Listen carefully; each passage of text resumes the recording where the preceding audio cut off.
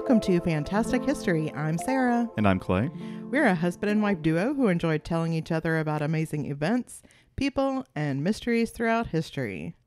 This isn't something I've felt the need to do in a while, but I want to give a trigger warning up front that this episode contains mention of sexual violence. Oh, okay. So if that's not something you can listen to, I totally understand. We'll catch you next week.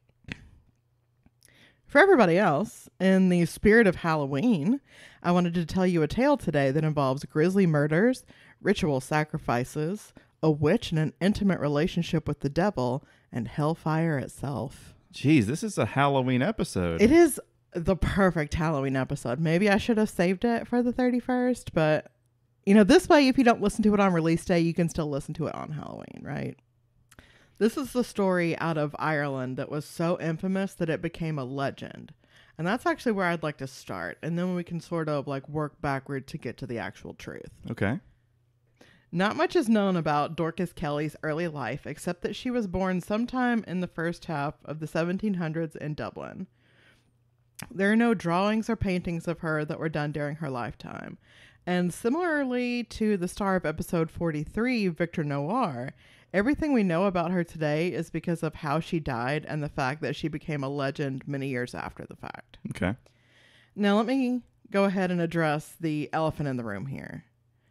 Is the name Dorcas hilarious? It is. Yes, absolutely. Like there's really no getting around that. Dorcas is the Irish word for dark. And while that's still kind of a pretty weird thing to name your kid, she was more commonly known as Darkey, which is a little better than Dorcas. I suppose. I don't know. Well, once she was old enough to work, which I'm sure was a horrifically young age given the time period we're talking about, she started working at Maiden's Tower, which was a very popular brothel frequented by the upper echelons of Irish society. Through hard work and determination, she ended up becoming the madam of Maiden's Tower and was able to retire from seeing clients with one exception. Simon Luttrell was the sheriff of Dublin when he first started employing Darkey, and he would later become a member of the British House of Commons.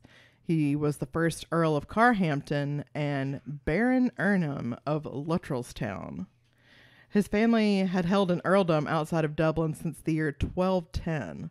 So we are talking old money here. It's been over 500 years. Yeah, no kidding. So his father had been a celebrated officer in the Jacobite army during basically like a watered down version of the Wars of the Roses, where Jacobites wanted James II to be King of England and restore the Stuarts to the throne, and the Williamites, as the name implies, wanted William III.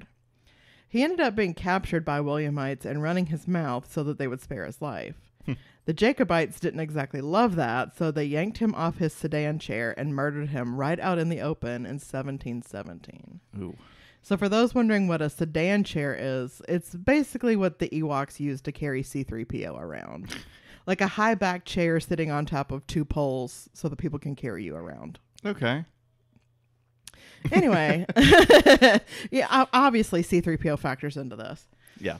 Anyway, Simon Luttrell was the only client that Darkey continued to see after she became the madam.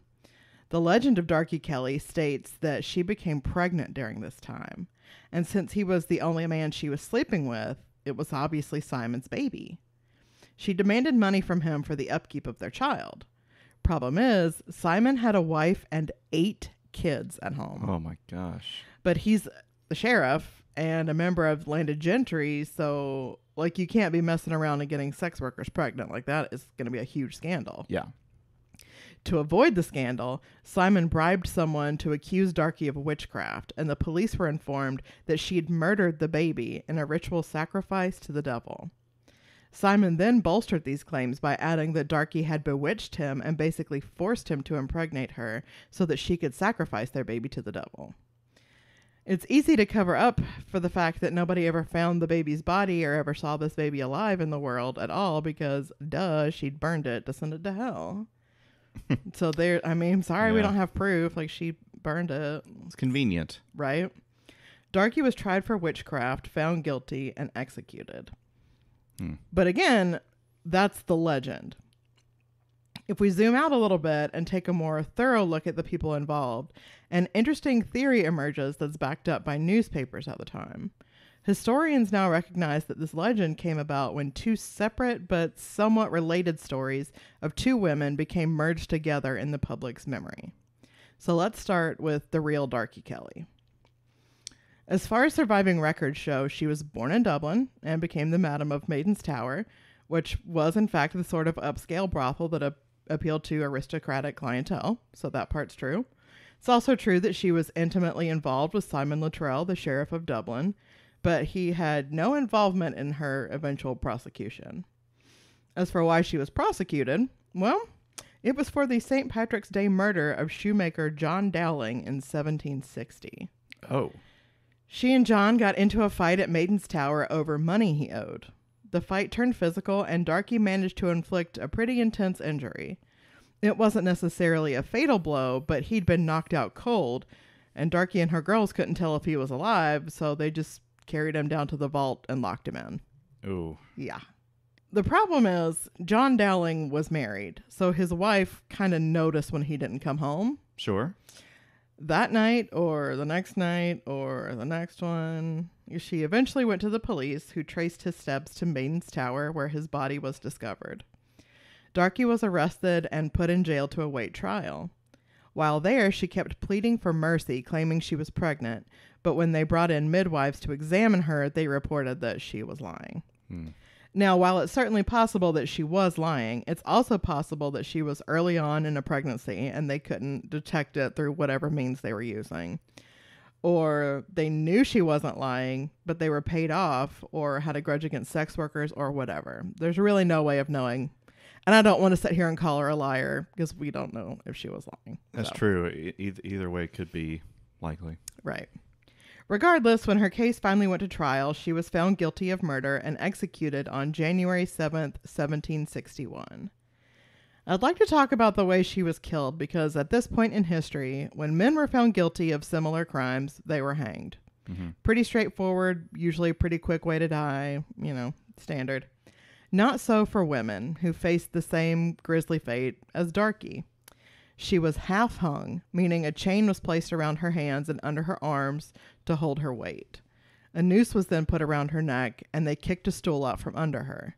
This strangled her without killing her because her arms are bearing her weight, not her neck, but she's still being strangled because the noose is still tightened. Okay. She hung there for about 15 minutes until she became unconscious. Next, they removed the noose and hung her by her hands over her head so that she was just dangling there by the chain on her wrist. They then set her on fire. Tell me you hate women and don't consider them people without telling me you hate women and don't consider them people. Is that what they really did? Yes. There are newspaper articles describing other women being executed in this way. Men were always hung. Women were always strangled and burned. Burned. Because all bad women are witches. And that's how you deal with a witch. Was she actually... I thought the witch part was considered part of the legend. It is. There's no evidence that she ever practiced witchcraft, but that was just kind of a societal view at the time. You treat all women, all female criminals. So even if there's no evidence of witchcraft, you still do it just out of maybe well, this is just how we do it with women. Right. If a woman is evil, then obviously she's don't take a witch. chance. Yeah. Not worth it. Okay. Yeah. Now, Darkey's girls loved her, and this did not go down well. To their mind, forcing payment from a customer was part of her job as the Madam of Maiden's Tower, and she didn't do anything wrong. Certainly not wrong enough to be publicly tortured to death. They held a wake for her at Maiden's Tower that lasted for 5 days, and things got pretty raucous. Some of the girls were mourning her death, some were celebrating her life, and some were raging against the injustice that had been inflicted on her. For this third group, things got so out of hand that 13 of them ended up being arrested and charged with exhibiting raucous public behavior. Raucous public behavior. They raged. In 1788, so 27 years later, a story came out in the paper saying that 5 other bodies had been found in the same vault where John Dowling's body was found. Now, not at the same time. Nobody's implying they found 6 and she was only accused of one, but like, oh my God, we've just found 5 more bodies down here. They posthumously accused Darkey of these murders, and she became, in the public opinion, Ireland's first female serial killer. Nothing remotely like this was reported during her life, though, and I think that's worth bearing in mind. Like, almost 30 years after she's dead, you find bodies, so she did it. Like, okay. I guess it would depend on, like, who had access to the vault and all these things, but it's probably like, it could have been anyone, right? Well, let's find out. Let's continue. Maybe we'll find out. Ooh, okay. As far as things we can confirm about her life, that's where the story ends for Darkey. So then where did all the other crap in the legend come from? Well, like I mentioned, like this is 2 stories kind of that got entangled, right? So we're going to jump forward about 30 years. The Maiden's Tower is still going strong and is now being run by a madam named Maria Llewellyn. One of her best clients is a fellow named Henry Luttrell, as in the oldest son of Darkey's buddy Simon Luttrell. Yeah. One day, a man named John Neal needed to get a letter delivered to Maria. Now, John was a bit of a shit. He was a hairdresser who was constantly bailing on his clients, showing up drunk, not paying his bills, that sort of thing. Mm-hmm. It seems safe to assume he also visited sex workers despite being a married man, because there's probably not a ton of other reasons to need to send an urgent letter to a madam. I mean, maybe it was about rescheduling her hair appointment. Like, I don't know. But the letter itself isn't important. What's important is that this drunken louse decided to send his 12-year-old daughter, Mary, to deliver this letter. Mary was brought into Maria's sitting room to wait for her, but she wasn't alone. Maria's next client, Henry Luttrell, was also there waiting. And yeah, this 3rd-generation asshole decided to rape a little girl while they waited. Ugh. Maria walks in and is like, what? Like, obviously very upset to walk into this, like pulls the guy off her, like tries to help this girl. What are you going to do? Mary runs home and immediately tells her dad and stepmom what just happened. And they go to the police. It's possibly the first time John's done something right in his life, but it actually doesn't go so well for him. The detectives took down their information, said they'd look into it, and sent them on their way. The next time the Neal family saw those detectives, it was when they showed up to arrest John and his wife Anne and charge them with theft. Anne, who was pregnant at the time, ended up dying in prison before they ever went to trial. Once John was released from prison due to lack of evidence, he and Mary got the hell out of Ireland altogether and never looked back. Mm-hmm. Maria Llewellyn, the madam, was arrested for prostituting a child. The story the police were spinning was that Mary Neal lived in Maiden's Tower as a sex worker, which was extremely illegal because she was 12. There ended up being too many witnesses for the defense and basically none for the prosecution, so Maria got to keep her life and went back to her job at the tower. Henry Luttrell, naturally, walked away scot-free for raping a child. Yeah. Mm-hmm. Sounds right. All that in mind, it's understandable how over time the stories of Darkey and Mary got mixed up. Sheriff Luttrell and his shit-stained son were both involved, as was the Maiden's Tower. The story of the pregnancy and the Black Mass and like that whole aspect of the story stems from Darkey lying about being pregnant, potentially, allegedly lying about being pregnant, so that her life would be spared at trial, because you have her screaming in these, you know, like people are at trial hear her screaming about the baby, but there's never any record of a baby. So that's kind of where, right, all that gets pretty muddy. But then it does seem kind of odd that witchcraft and the occult plays such a big part in a legend if that whole aspect of the story wasn't true, right? It wasn't even involved, right? At right, all? yeah. Yeah. But that's the legend. Like when you're looking up, I was doing this research and I, Googled Darkey Kelly and it's like, witchcraft, Darkey Kelly's a witch, like, that's still a lot of how she's presented. And it's like, okay, based on what, stupid? Right. All right. So let's talk about Simon Luttrell. This was the elder Luttrell, the sheriff. He was the reigning champion of assholery at the time. That's not me asserting my opinion, but rather a straight up fact. Dozens, if not hundreds, of hate-filled poems were written about him during his lifetime.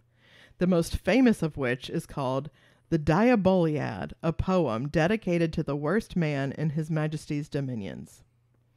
Honestly, the title alone is pretty scathing, but it got worse from there, continuing on for no less than 40 pages. Wow. Given the length of it, like, I'm not going to read the entire thing, because that would be cuckoo.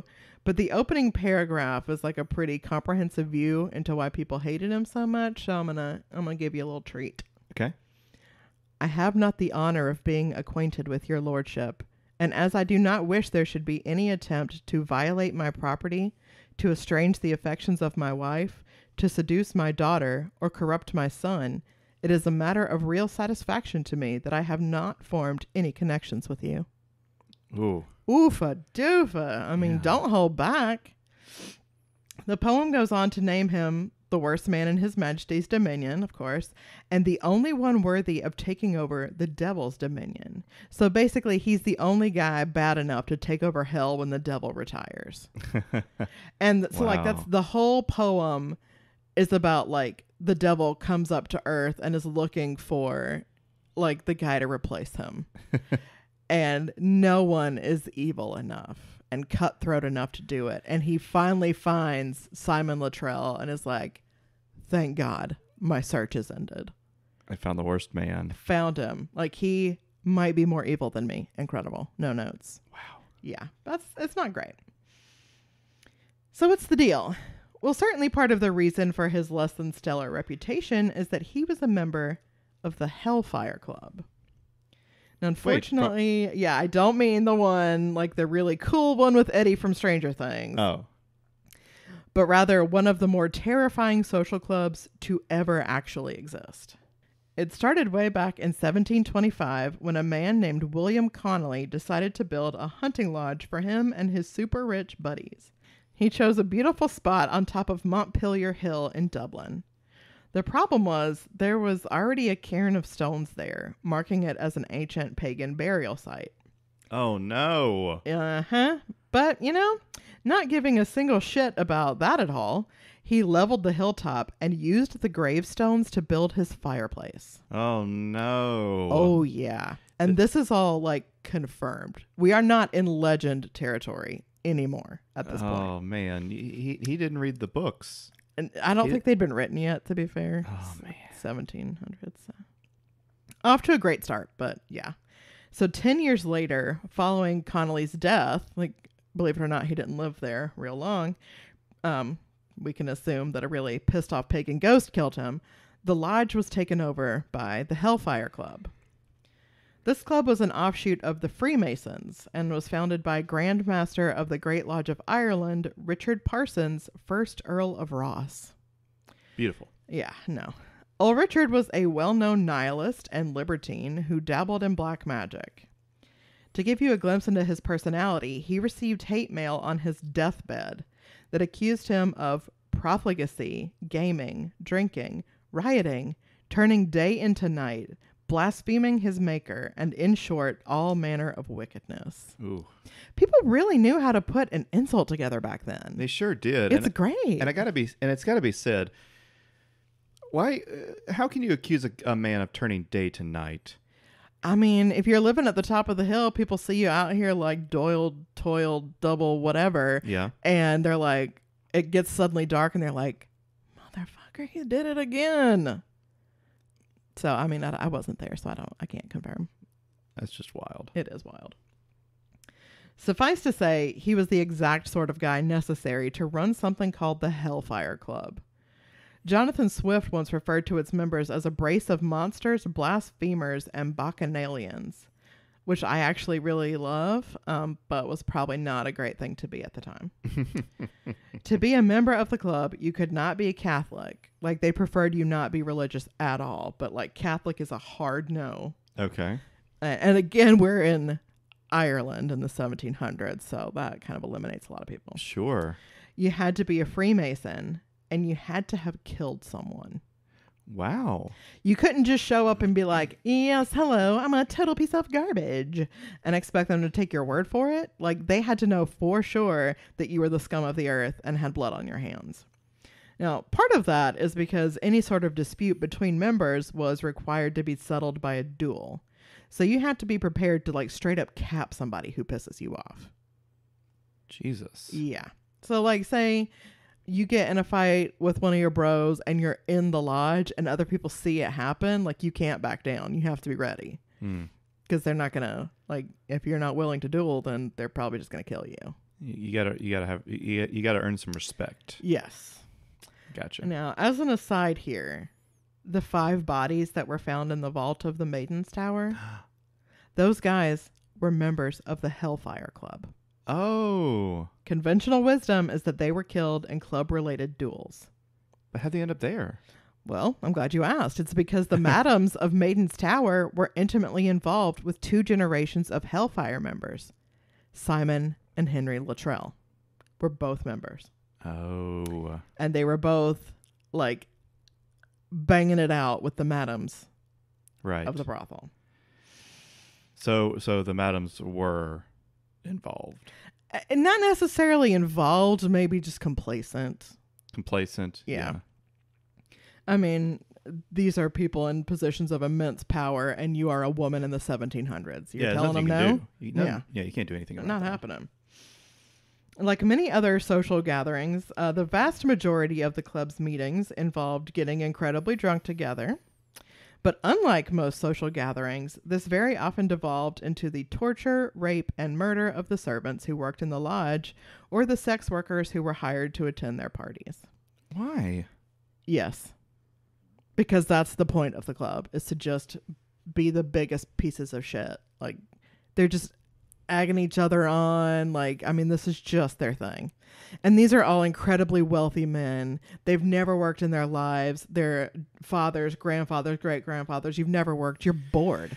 Like, you see that a lot in, like, murder fiction, where it's like these wealthy people, like, we're just so bored. There's no thrill left in our life. So I'm just like, we're going to hunt people or, like, whatever. The most dangerous game. Yeah.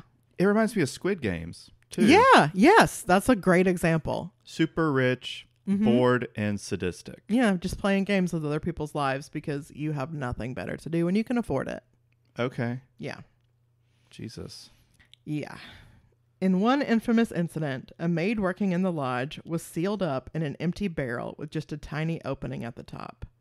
Members of the Hellfire Club then took turns pouring alcohol into the barrel all night long until it was full. They then set it on fire and pushed it down the hill. So they drowned her in alcohol and then set her on fire. They were known to set animals on fire and send them down the hill because the villagers below would hear the animals screaming in pain and see this ball of fire racing toward them and think it was the devil. And they just thought that was hilarious, that they're scaring these villagers, like these stupid poor people who believe in the devil. Right. Yeah. That was just their idea of a good time. And they did this so often with animals and with actual human beings that they managed to burn the lodge down twice. Wow. Yeah. Okay. Another well-known story to come out of the Dublin Hellfire Club is that of a woman named Letitia Pilkington. This is such a nightmare. Her husband was a member of the club, and after she divorced him for being a massive bastard, several other members of the Hellfire Club broke into her home to rape her. Being the ex-wife of a member meant that she was fair game for all of the other members. This was just like part of their rules. If one of us gets divorced, you can all gang rape my ex. Like, that's just a normal thing that they do. Okay. She and her maids had to barricade themselves in her room all night because they didn't stop trying to get at her until the sun started rising and they worried about being seen. So for hours. Gross. So to wash that bad taste out of our mouths the best we can, I want to circle back around to Darkey Kelly. Okay. There's now a pub on the former site of Maiden's Tower actually called Darkey Kelly's, and of course, it is haunted. Visitors to the pub and many of its employees have reported hearing strange noises, seeing objects moving by themselves, and have had the eerie feeling of being watched. And there's also like, you know, if you're cleaning up at the end of the day, there's like a reflective surface. You see somebody behind you, there's nobody there. And you're like, but I saw this woman with dark hair, blah, blah, blah. And there's one kind of infamous incident of the owner of the pub comes in the next morning to open up for the day, and the whole place is still a wreck. Like nothing has been done from the night before. So he calls up the closing manager and is like, what the hell happened? Like, are you kidding me? You've destroyed my bar. Like, what's up? And he was like, I couldn't get any of the employees to stay last night. Like the ghost was going crazy. Wow. And like all of the employees were so terrified that even the manager was like, yep, let's get the hell out of here. Can't do it. I'm not dealing with this. They can deal with it in the daylight. Oh. Yeah. So it's a pretty active site, apparently.